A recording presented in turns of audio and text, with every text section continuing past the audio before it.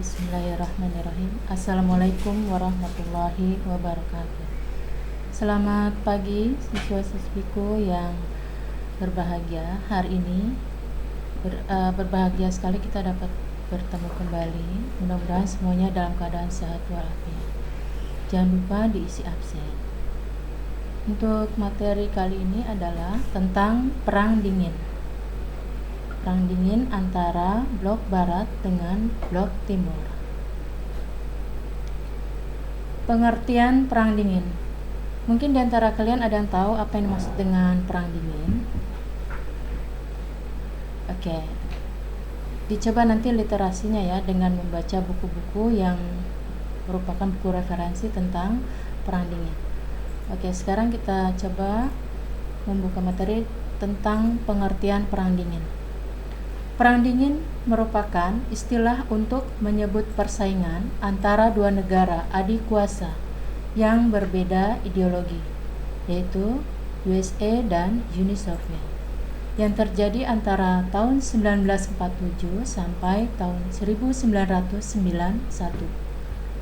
Tokoh yang mempopulerkan istilah tersebut adalah Bernard Baruch dan Walter Lippmann.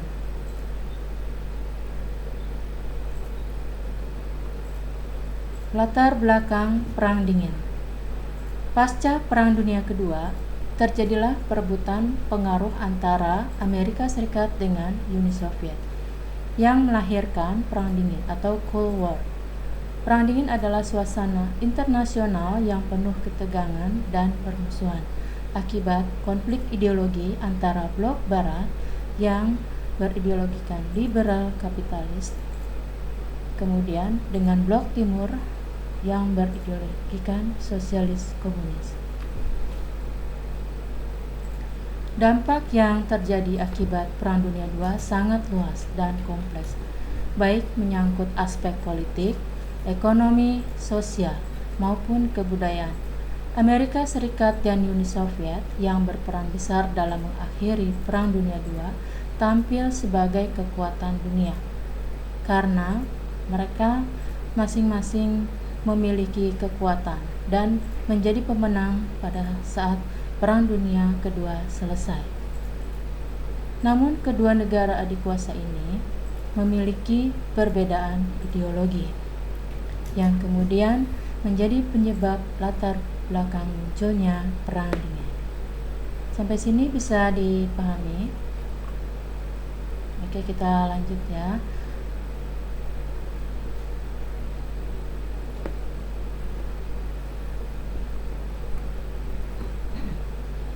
Penyebab terjadinya Perang Dingin, perbedaan dan pertentangan ideologi.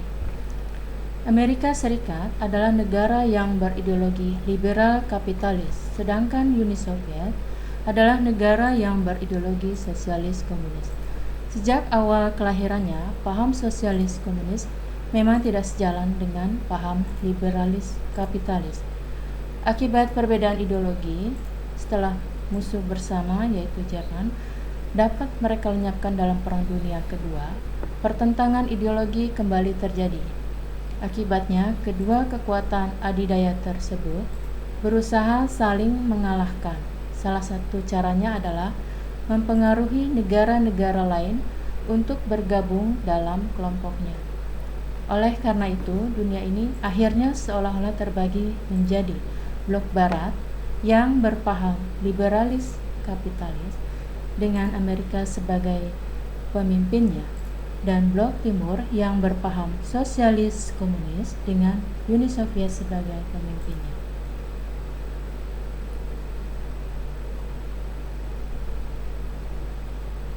Amerika Serikat dan Uni Soviet saling berusaha menjadi pemimpin dunia.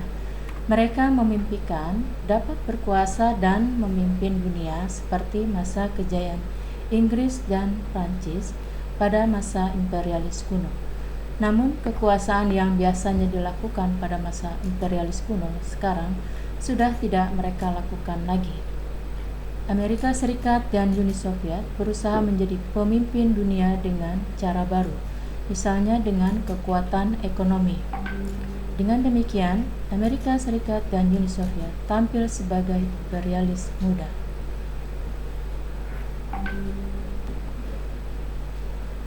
Berlangsungnya Perang Dingin periode 1945 sampai 1969. Ada dua karakter pada periode ini. Pertama, adanya keprihatinan akan ambisi rivalnya yang menimbulkan pesimisme. Kedua, Amerika dan Uni Soviet merupakan kekuatan militer yang sangat kuat dan memiliki kemampuan untuk menghancurkan dengan senjata atom. Dalam periode ini muncul hal-hal sebagai berikut. Doktrin pembendungan bulan Februari 1946, Stalin memberikan pidato yang berbicara tentang terhindarnya konflik dengan kekuatan kapitalis yang mendesak rakyat Soviet untuk tidak terpedaya dengan berakhirnya perang. Sebaliknya, perlu mengintensifkan usaha memperkuat dan mempertahankan tanah air. Tidak lama setelah munculnya tulisan George F. Kennan, diplomat di Kedubes Amerika Serikat, yang memaparkan tentang kefanatikan Uni Soviet. Kemudian Presiden Harry S. Truman mendeklarasikan apa yang disebut dengan doktrin Truman, yaitu politik luar negeri Amerika sebagai cara untuk menghambat ambisi ekspansionis Uni Soviet. Munculnya fakta pertahanan regional seperti SEATO.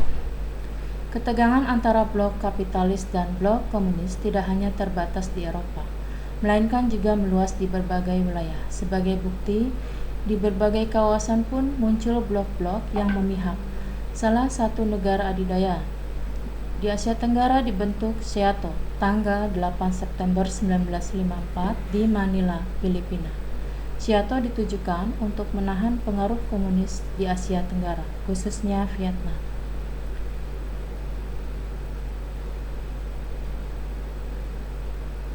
Kemudian METO.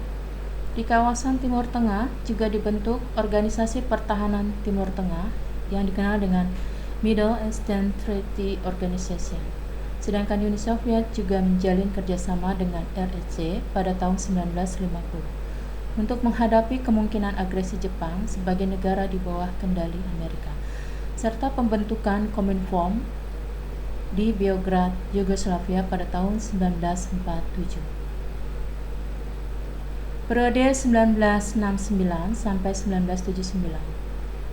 Hubungan Amerika dengan Uni Soviet di sini mengalami perubahan drastis dengan terpilihnya Richard Nixon sebagai presiden, didampingi penasihat keamanannya yaitu Henry A.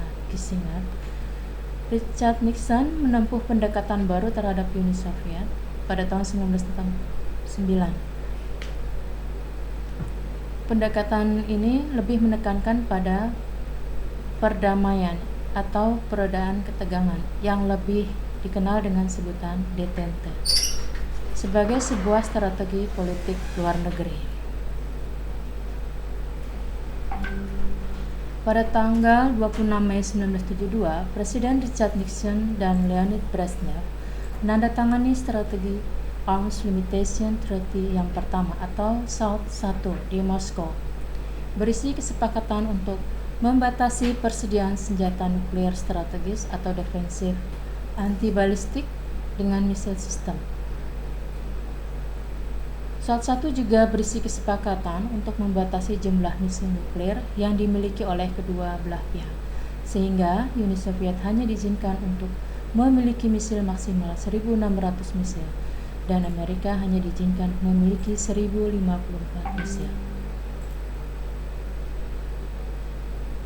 Oke, sampai sini